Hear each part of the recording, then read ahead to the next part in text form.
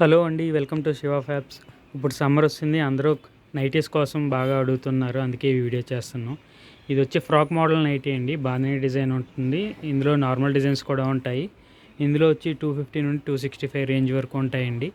ఈ ఫ్రాక్ నైటీలోని ఇది long frock nighty అండి. ఇది బాగా పొడుగ్గా ఉండే వాళ్ళకి కూడా బాగా ఉపయోగపడుతుంది. తర్వాత వచ్చి ఇది బాగానే డిజైన్లో స్మోక్ వర్క్ వస్తుందండి నైటీ. ఇది వచ్చి 240 రూపీస్ పడుతుందండి.